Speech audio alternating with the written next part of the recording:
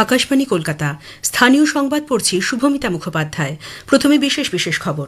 কয়লা পাচার মামলায় চালানো আজকের তল্লাশি নির্দিষ্ট প্রমাণ ভিত্তিক এবং এতে কোনো রাজনৈতিক অভিসন্ধি নেই বলে ইডি এক বিবৃতিতে জানিয়েছে। আজকের ঘটনার পরিপ্রেক্ষিতে ইডি কলকাতা হাইকোর্টের দ্বারস্থ হয়েছে। আইপ্যাকের পক্ষ থেকেও পাল্টা আদালতের দৃষ্টি আকর্ষণ করা হয়েছে। বিজেপির সর্বভারতীয় সভাপতি জগৎ প্রকাশ নাড্ডা বলেছেন, দুর্নীতি, হিংসা, অপশাসন বাংলাকে ধ্বংসের দিকে ঠেলে দিচ্ছে। শিক্ষা, চিকিৎসা সহ নানা কারণে অস্থায়ীভাবে বিদেশে বসবাসকারী ভোটারদের এসআইআরের শুনানি প্রক্রিয়ায় ছাড় দেওয়ার কথা ঘোষণা করেছে নির্বাচন কমিশন। মুখ্যমন্ত্রী মমতা ব্যানার্জি আজ এবছরের গঙ্গাসাগর মেলার আনুষ্ঠানিক সূচনা করেছেন।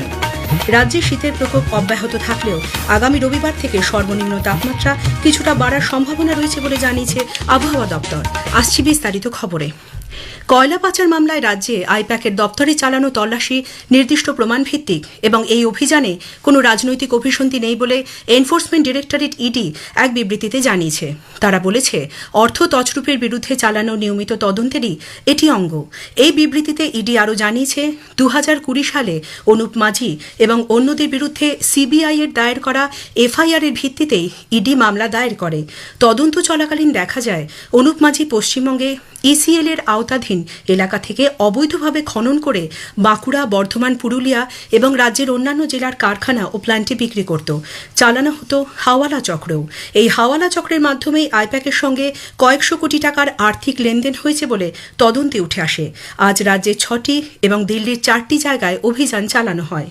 বিবৃতিতে বলা হয়েছে, লর্ডন স্ট্রিটে আইপ্যাকের কর্ণধার প্রতীক জৈনের বাড়িতে গোটা প্রক্রিয়া শান্তিপূর্ণভাবে চলছিল। সেই সময় পশ্চিমবঙ্গের মুখ্যমন্ত্রী মমতা ব্যানার্জি বিপুল সংখ্যক পুলিশ বাহিনী নিয়ে প্রতীকের বাড়িতে গিয়ে নথিপত্র এবং ইলেকট্রনিক্স ডিভাইস তাঁদের কাছ থেকে ছিনিয়ে নেন। সেখান থেকে মুখ্যমন্ত্রী পৌঁছন আইপ্যাকের দপ্তরে। সেখানেও পুলিশ কর্মীরা জোর করে তথ্য প্রমাণ সরিয়ে নিয়ে গেছে। এই ঘটনার ফলে অর্থ পাচার প্রতিরোধের আওতায় তদন্ত অভিযান বাধাপ্রাপ্ত হয়েছে বলে ইডি ওই বিবৃতিতে জানিয়েছে। এদিকে মুখ্যমন্ত্রী মমতা ব্যানার্জি ইডির এই তল্লাশির কঠোর সমালোচনা করেছেন। এটা প্রাইভেট অর্গানাইজেশন নয়। আপনারা সবাই জানেন, আইপ্যাক আমাদের অল ইন্ডিয়া তৃণমূল কংগ্রেসের, এবং সেই অথরাইজ টিমের কাছ থেকে সব কাগজ ছিনিয়ে নেওয়া, সব লুট করা, টেবিলগুলো পুরো ফাঁকা পড়ে রয়েছে। এটা কি ওদের ঠিক হয়েছে? বিজেপি মুখ্যমন্ত্রীর ইডির আধিকারিকদের কাছ থেকে নথিপত্র ও ইলেকট্রনিক্স ডিভাইস ছিনিয়ে নিয়ে যাওয়ার ঘটনার নিন্দা করেছে। দলের রাজ্য সভাপতি শ্রমিক ভট্টাচার্য বলেছেন, মমতা ব্যানার্জি আজ নিজেই তার ভাবমূর্তির কফিনে শেষ পেরেক পুঁতে দিয়েছেন। পশ্চিমবঙ্গের মানুষের সামনে তৃণমূল কংগ্রেস এক্সপোজড হয়ে গেছে। মুখ্যমন্ত্রী নির্দিষ্ট রাজনৈতিক উচ্চতা এবং তার ক্ষমতার অপব্যবহার করেছেন। ইডি একজন মুখ্যমন্ত্রীর হাত থেকে, মহিলার হাত থেকে ফাইল কাটতে শুরু করবেন, এই দৃশ্য কি প্রত্যাশিত ছিল? এটা কোনো সুস্থ স্বাভাবিক সমাজে কাম্য? মুখ্যমন্ত্রী তার রাজনৈতিক উচ্চতাকে, তার প্রশাসনিক ক্ষমতার অপব্যবহার করেছেন সেখানে ঢুকে। এই দুর্নীতির সঙ্গে তৃণমূল কংগ্রেস যে সম্পৃক্ত তা মুখ্যমন্ত্রীর ফাইল এবং হার্ড ডিস্ক নিয়ে চলে যাওয়ার ঘটনায় জনমনে প্রতিষ্ঠিত হয়েছে। তিনি বলেন, রাজ্যে প্রতিটি তদন্ত আদালতের নির্দেশে হয়েছে। অন্যদিকে বিরোধী দলনেতা শুভেন্দু অধিকারী অভিযোগ করেছেন, এইভাবে তদন্তে বাধা দেওয়া মুখ্যমন্ত্রীর পুরনো অভ্যাস। আইপ্যাকের অফিসে ঢুকে মুখ্যমন্ত্রী নথিপত্র ছিনিয়ে নিয়ে যাবার নিন্দা করেছেন সিপিআইএম এর কেন্দ্রীয় কমিটির নেতা সুজন চক্রবর্তী।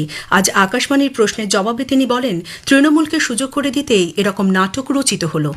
আরে গেছিল তো আইপ্যাকের অফিসে, ওটা তো তৃণমূলের অফিস না, ওটা তো মুখ্যমন্ত্রী বাড়ি না। সেখানে মুখ্যমন্ত্রী ঢুকে গেলেন, ফাইল কার্যত ছিনতাই করে নিয়ে আসলেন।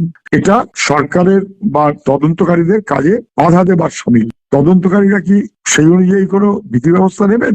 এই সবটাই খেলা তার মতন করে চলছে, যাতে তৃণমূল বাজার গরম করার সুযোগ পায়। বিজেপি তার ব্যবস্থা করে দিল। আইপ্যাক সংস্থা ও তার কর্ণধারের বাড়িতে নির্বাচনের আগে হঠাৎ করে ইডির অভিযান প্রসঙ্গে প্রদেশ কংগ্রেস সভাপতি শুভঙ্কর সরকার বলেন, ইডি, সিবিআই স্বাধীনভাবে নিরপেক্ষভাবে কাজ করবে এটাই প্রত্যাশিত। কিন্তু বাস্তবে দেখা যায়, নির্বাচন এগিয়ে আসলেই ইডি, সিবিআই তৎপর হয়ে ওঠে। আজকের এই ইডি তল্লাশিও পরিকল্পিত চিত্রনাট্য ছাড়া আর কিছু নয়। আজকের ঘটনার পরিপ্রেক্ষিতে ইডি কলকাতা হাইকোর্টের দ্বারস্থ হয়েছে। এদিন আইনজীবী ধীরজ ত্রিবেদী বিচারপতি শুভ্রা ঘোষের বেঞ্চে দৃষ্টি আকর্ষণ করে জানান, তাদের তদন্তের কাজে বাধা সৃষ্টি করা হচ্ছে। রাজ্যের মুখ্যমন্ত্রী ইডি আধিকারিকদের তদন্তে বাধা দিচ্ছেন, পাশাপাশি পুলিশ এ ব্যাপারে সম্পূর্ণ নিষ্ক্রিয়। অবিলম্বে আদালত হস্তক্ষেপ করুক এ বিষয়ে। বিচারপতি ঘোষ জানিয়েছেন, ইডি চাইলে মামলা দায়ের করতে পারে। আগামীকাল তিনি শুনানি করবেন মামলার। অন্যদিকে আইপ্যাকের পক্ষ থেকেও পাল্টা আদালতের দৃষ্টি আকর্ষণ করা হয়েছে। তাদের পক্ষ থেকে আইনজীবী সব্যসাচী ব্যানার্জি ও অয়ন ভট্টাচার্য বিচারপতি শুভ্রা ঘোষের বেঞ্চের দৃষ্টি আকর্ষণ করে জানিয়েছেন তাদের সমস্ত ফাইলপত্র হাতিয়ে নেওয়ার চেষ্টা করা হচ্ছে। অবিলম্বে ইডির এই তল্লাশির উপর স্থগিতাদেশ দেওয়া হোক। বিচারপতি জানিয়েছেন মামলার ফাইল ছাড়া তিনি এই বিষয়ে শুনানি করতে পারবেন না। মামলা দায়ের করা হলে আগামীকাল তিনি এই বিষয়ে শুনানি করবেন। কয়লা পাচার মামলায় আইপ্যাকের কর্ণধার প্রতীক জৈনের বাড়ি ও সল্টলেকের অফিসে তল্লাশির পর বেরিয়ে যায় ইডি। সল্টলেকের অফিস থেকে ইডি প্রচুর নথি নিয়ে যায় বলে খবর। মমতা ব্যানার্জির সরকারের শাসনকালে দুর্নীতি, হিংসা, তোষণ এবং অপশাসন বাংলাকে ধ্বংসের দিকে ঠেলে দিয়েছে বলে বিজেপি অভিযোগ করেছে। দলের সর্বভারতীয় সভাপতি জগৎ প্রকাশ নাড্ডা সমাজ মাধ্যমে এক বার্তায় বলেন, এই রাজ্য অনুপ্রবেশকারীদের নিরাপদ আশ্রয়স্থলে পরিণত হওয়ায় বাংলা যথেষ্ট ক্ষতিগ্রস্ত হয়েছে। প্রধানমন্ত্রীর নেতৃত্বে প্রত্যেক দলীয় কর্মী এই রাজ্যে বিজেপিকে ক্ষমতায় আনতে পূর্ণ নিষ্ঠার সঙ্গে কাজ করছে। উল্লেখ্য, আসন্ন বিধানসভা নির্বাচনের প্রস্তুতি পর্যালোচনা করতে রাজ্য সফররত শ্রী নাড্ডা কলকাতায় দলের জেলা সভাপতি, আহ্বায়ক এবং প্রবাসী নেতাদের সঙ্গে এক সাংগঠনিক বৈঠকে সভাপতিত্ব করেন। আজকের প্রসঙ্গ অনুষ্ঠানে আজ শুনবেন বিশেষ আলোচনা 2025 ক্রীড়া জগতের মাইল ফলক। বিশিষ্ট ক্রীড়া সাংবাদিক রূপক সাহার সঙ্গে কথা বলেছেন দিব্য দে। আকাশবাণী সংবাদ বিভাগ প্রযোজিত অনুষ্ঠানটি শুনবেন আজ রাত 8টায় গীতাঞ্জলি, ডিটিএইচ বাংলা এবং সোশ্যাল মিডিয়া প্ল্যাটফর্মে। এই খবর শুনছেন আকাশবাণী কলকাতা কেন্দ্র থেকে। নির্বাচন কমিশন শিক্ষা, চিকিৎসা সহ নানা কারণে অস্থায়ীভাবে বিদেশে বসবাসকারী ভোটারদের জন্য এসআইআরের শুনানি প্রক্রিয়ায় ছাড় দেওয়ার কথা ঘোষণা করেছে। তাদের ব্যক্তিগতভাবে শুনানিতে হাজির হতে হবে না বলে স্পষ্ট নির্দেশ দেওয়া হয়েছে।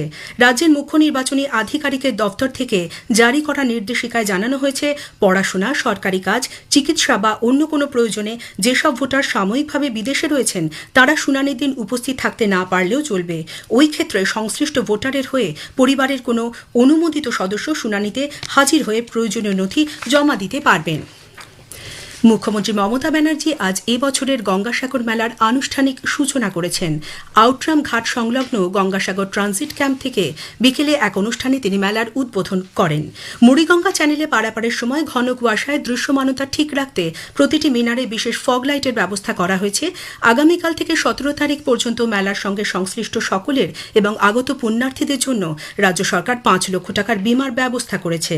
লট 8, কচুবেড়িয়া, নামখানা, চেমাগুড়ি ও মেলা প্রাঙ্গণ মিলিয়ে মোট 5টি অস্থায়ী হাসপাতাল তৈরি করা হয়েছে 125 শয্যা বিশিষ্ট।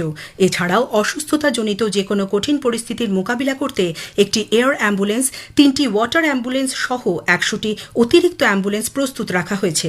পুণ্যার্থীদের যাতায়াতের জন্য রাজ্য পরিবহন দফতর 10ই জানুয়ারি থেকে 17ই জানুয়ারি পর্যন্ত বিশেষ বাস পরিষেবা দেবে। পশ্চিমবঙ্গ পরিবহন নিগম ও দক্ষিণবঙ্গ রাষ্ট্রীয় পরিবহন নিগম মোট 520টি গাড়ি পথে নামানোর সিদ্ধান্ত নিয়েছে। পাহাড় থেকে সমতল শীতের প্রকোপ অব্যাহত থাকলেও আগামী রবিবার থেকে সর্বনিম্ন তাপমাত্রা কিছুটা বাড়তে পারে। আগামী এক সপ্তাহ রাজ্যে ঠান্ডা আবহাওয়া বজায় থাকবে। সমাজ মাধ্যমে আগামীকাল থেকে শৈত্যপ্রবাহের আশঙ্কা সংক্রান্ত বিভিন্ন পোস্টের বিষয় খণ্ডন করে আবহাওয়া দপ্তরের পূর্বাঞ্চলীয় প্রধান ড হাবিবুর রহমান বিশ্বাস বলেন, আগামী কয়েকদিনে শৈত্যপ্রবাহের কোনো সতর্কতা নেই। উত্তরবঙ্গের জেলাগুলিতে আগামী 2 দিন ঘন কুয়াশার সতর্কতা রয়েছে। এর ফলে কমতে পারে দৃশ্যমানতা। এদিকে আলিপুরে আজ সর্বনিম্ন তাপমাত্রা রেকর্ড করা হয় 11.6 ডিগ্রি সেলসিয়াস, স্বাভাবিকের থেকে 2.3 ডিগ্রি কম। সর্বোচ্চ তাপমাত্রা রেকর্ড করা হয় 21.9 ডিগ্রি সেলসিয়াস, স্বাভাবিকের থেকে 2.8 ডিগ্রি কম। শৈত্যপ্রবাহের সতর্কতা নেই, তবে শীতল ওয়েদার যেটা আমাদের চলছে এখন থাকবে। আর উত্তরবঙ্গে ঘন কুয়াশা থাকবে আগামী 2 দিনই বিক্ষিপ্ত ভাবে। দক্ষিণবঙ্গে হালকা থেকে মাঝারি কুয়াশা থাকবে। তবে যে তাপমাত্রা খুব নেমে যাবে তা নয়। তাপমাত্রা 2 দিনের পরে 10 তারিখে বা 11 তারিখ নাগাদ ন্যূনতম তাপমাত্রায় কিছুটা বাড়ার সম্ভাবনা রয়েছে। শেষ করার আগে বিশেষ খবর আরও একবার। কয়লা পাচার মামলায় চালানো আজকের তল্লাশি নির্দিষ্ট প্রমাণ ভিত্তিক এবং এতে কোনো রাজনৈতিক অভিসন্ধি নেই বলে ইডি এক বিবৃতিতে জানিয়েছে। আজকের ঘটনার পরিপ্রেক্ষিতে ইডি কলকাতা হাইকোর্টের দ্বারস্থ হয়েছে। আইপ্যাকের পক্ষ থেকেও পাল্টা আদালতের দৃষ্টি আকর্ষণ করা হয়েছে। বিজেপির সর্বভারতীয় সভাপতি জগৎ প্রকাশ নাড্ডা বলেছেন, দুর্নীতি, হিংসা, অপশাসন বাংলাকে ধ্বংসের দিকে ঠেলে দিচ্ছে। স্থানীয় সংবাদ শেষ হলো। এরপর খেলার খবর 8টা বেজে 10 মিনিটে।